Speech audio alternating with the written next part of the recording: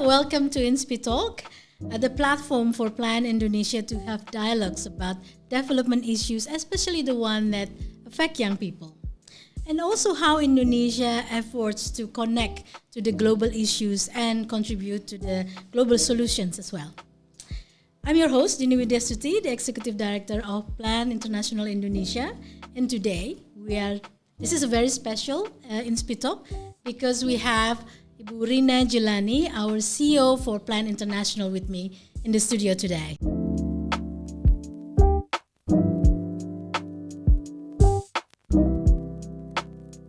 So Indonesia is my first 6 months, one of the first few countries I'm visiting. And this is one of the first few plan offices. So it's such a pleasure. And we are honored.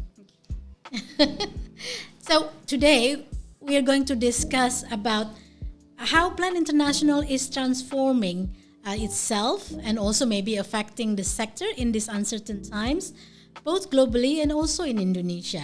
This is a big topic, but we'll try to maybe chew it a little bit, so that it can be, we can offer something as well. Yeah. So this is also a special INSPI Talk because in October we are celebrating International Day of the Girls, which falls on the 11th of October.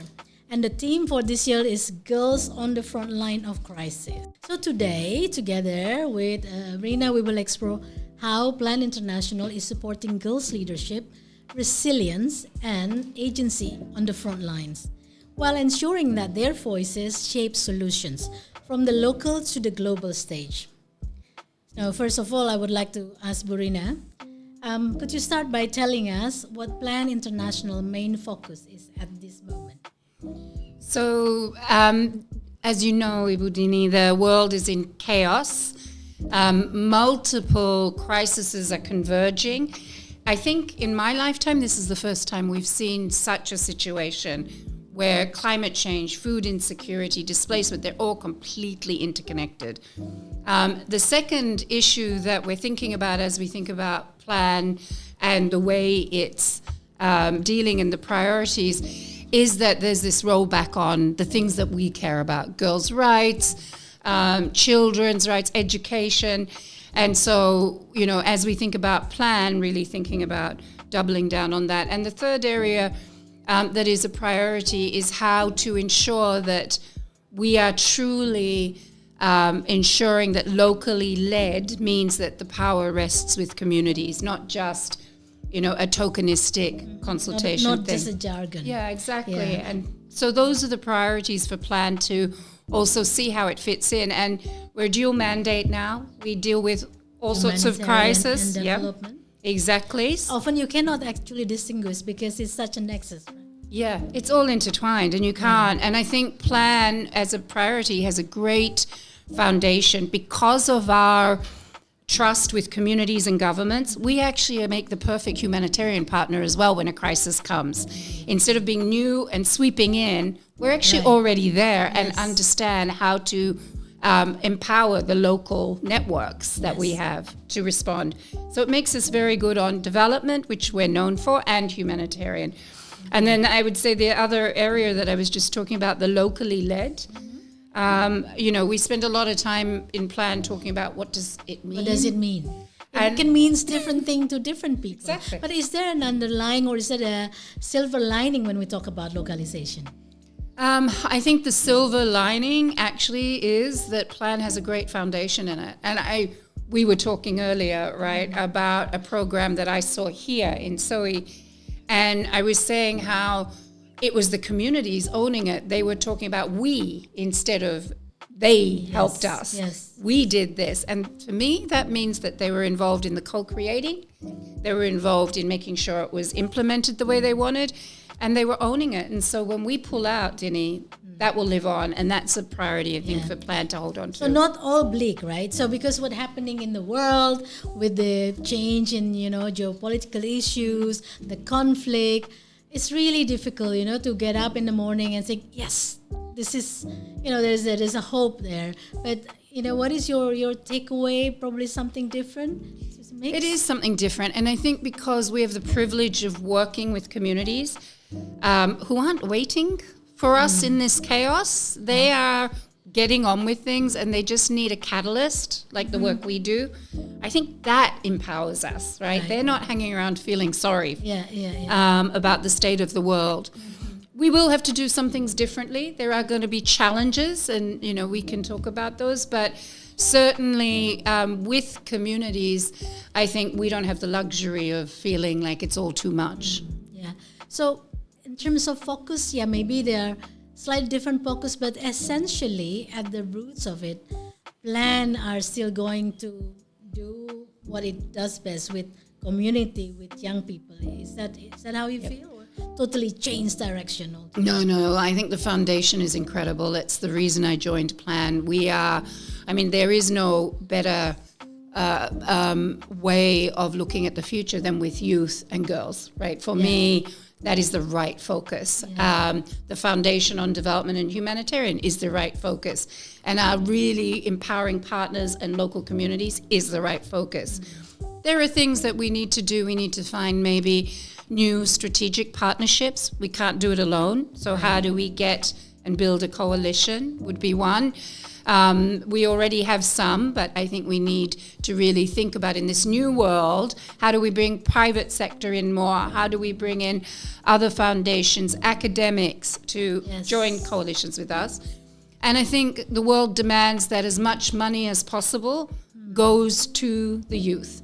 And so we really need to also constantly be looking at how we adapt and be more streamlined and smaller and make sure that every dollar, every rupee is going to the youth. That's right, yeah. So,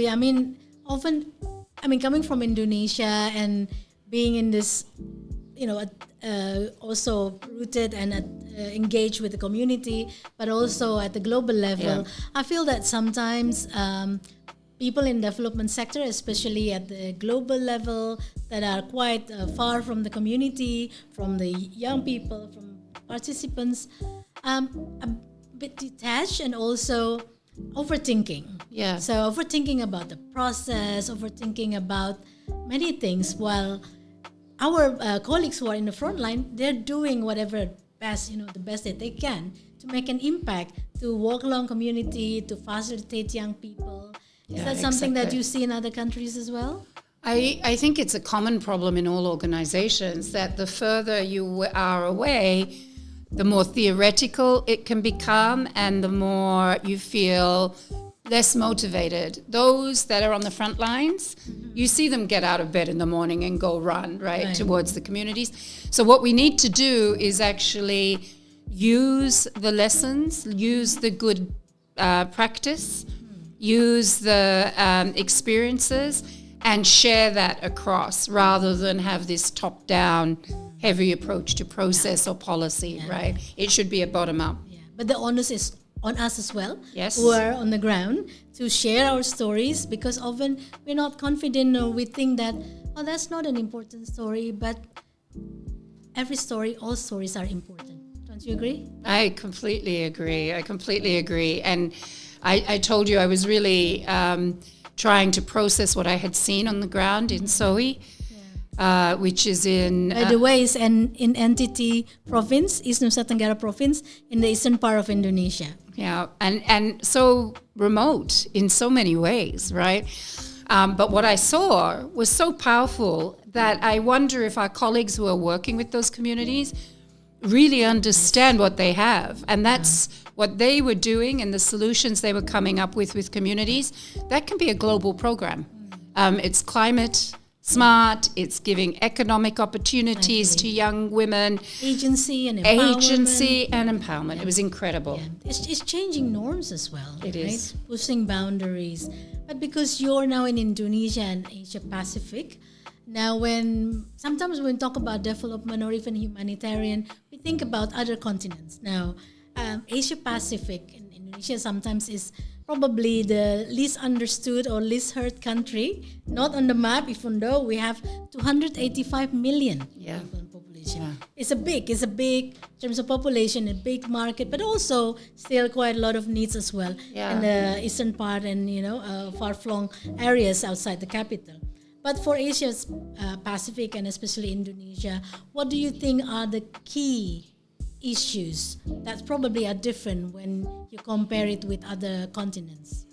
So I think a couple of things. I think Asia Pacific, and I heard other colleagues talk about this from other organizations.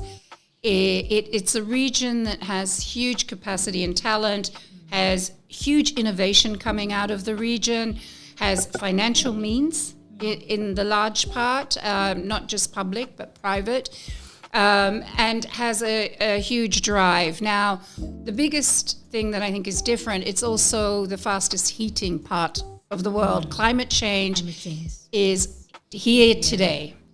And so there's no future gazing. This is about dealing with the situation today. And the second thing I would say that's really important to remember is that 60% of countries like Indonesians are youth.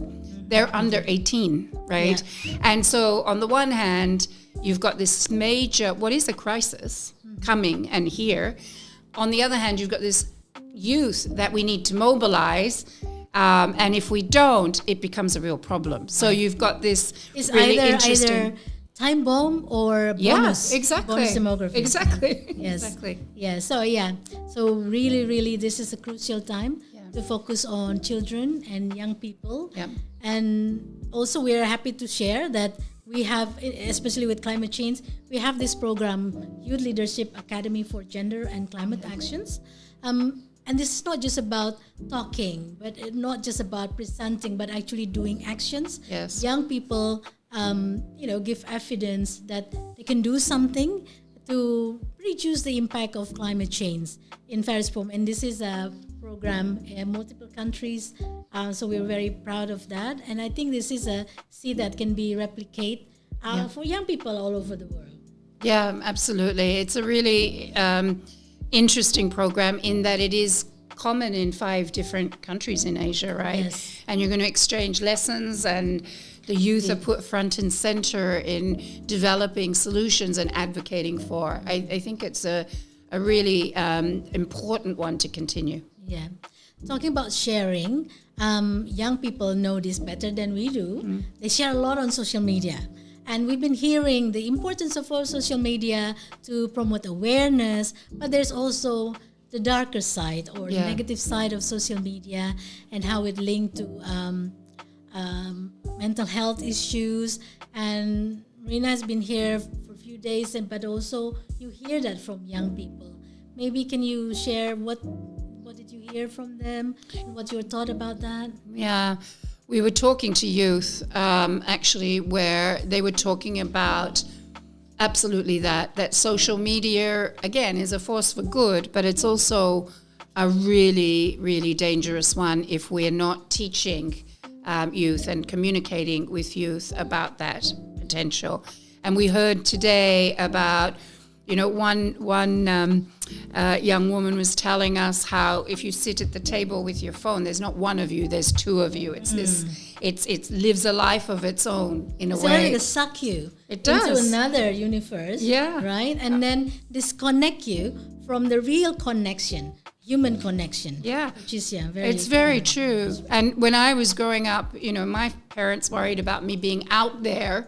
Yeah. And now we have to think about our youth being inside with this. Yes. And we heard about all sorts of dangers, bullying, being drawn into negative behaviors, being drawn into all sorts of abuse. And we need to really educate youth about that and find solutions to that. In a way, young people, they have a lot of power, even power at their fingertips as well. Yes. They can use it for good, for a campaign, and to also build solidarity among themselves, among young people. But also, there's a danger also that, we're taking power away from them as development actors, right? Yeah. As NGO. And not treating them really and engaging with them meaningfully. How do you prevent Plan International to go that way so that actually the real engagement with communities, with young people can be preserved? We Dini, that's got to be our raison d'être, right? It's got to be our essence. Yes. And that's one of the reasons why I joined Plan. I saw the real engagement. So the difference that I see, and the thing that we have to protect, is that we are not just consulting. It's like you said, we are really letting youth lead. And in all of our programs that I've seen, that's what we're doing. We're putting them at the table, the decision-making table. We're giving voice. We're ensuring globally they're at platforms where they can speak to power. Not through us. And then we have to ensure they have the financial means and, ensure that youth and girls and women's networks are actually funded. It's no good giving all these great ideas if you can't then ensure that they can be empowered to lead and run things themselves. So we will need to keep that as a real foundation going forward in Plan. But it is our bread and butter. I think it's one of the things that makes us so unique. So just sharing, in Indonesia, one of our most successful methods or way of working is peer-to-peer. Yeah. So peer-to-peer educators, counselors on various topics, various issues, because the young people, especially adolescents, they listen more to their peers than to their parents or teachers or, to us. Nevertheless, the role of parents, the role of schools, teachers, is really to provide enabling environment for them, to create a safe environment for them to thrive, to fulfill their potential. But this is we've seen this week, and then over the course of your tenure in Plan, you will see in so many other countries. This is really the strength of Plan, and I think we don't talk enough about it. We should promote it more. The real engagement. So that will be our homework. That'll be our homework. No, not just your homework. My homework as well, right? Our homework. I think we are a bit too humble, and I think it's important to share more because we have something to teach as well on how to do that, because more and more organizations need to be working that way. I love the peer-to-peer. It's so true. Yeah. My son will listen more to his friends than me. Exactly. Right? And we owe it to the girls, to the young men as well, to be bold, because we told them that you have to be bold. But as Plan, I think, development sector in general, we also need to be bolder as well. We need to really be more ambitious towards the impact, really. Yeah. And ensuring that also, of course, girls in all the different varieties and different, they're not left behind wherever they are. Because we see there's a lot of disparities. You've been to Jakarta now. Jakarta, by the way, for those of you who don't know, this is a megapolitan city, skyscraper, etc. But Rina's been to Soe, which is 2.5 hours from the province capital, and the situation is very different. Completely. And right now, of course, we know that girls are being further left behind because of the crash in finances. People are choosing to fund other things. And then there is a rollback, in a way, on their rights. Legislation is becoming more conservative. Yeah. So we're coming to the last part of our discussion, because we can actually sit here and talk for hours, right? But we don't have luxury to do that. So we're talking about action, young people in action, in practice, in communities. And we sort of get that. Plan has been around for decades in Indonesia, since 1969. So we've got that. But there are other spheres in terms of decision making. Now, you're coming from the UN. So this is really decision making bodies, platform of the world, of different countries, right? Multi-countries.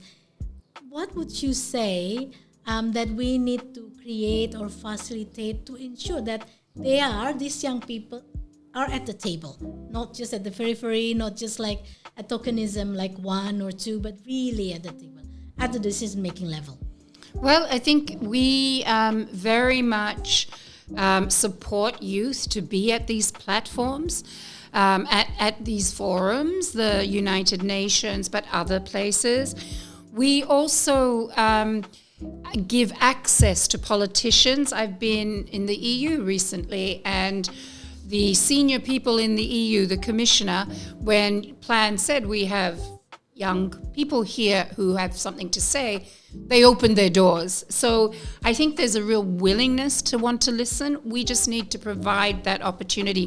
And they're blocked from it. That's the way it's structured. They don't have. So we do provide that. And I've been really, really proud of how we do that. Yeah. So we have to keep knocking on doors. Yes. Get the young people to claim their space. And in Indonesia, we're trying a little bit also from the village level to the local government. All young people are providing input and feedback to government plan as well, development plans. That's wonderful. I think we don't need to think always about the global level or COP. You can start with decision making in the school, in your community, in your village. Like at all levels, we want young people to be present. Right, Exactly. Inaya? Yeah. Maybe last thing.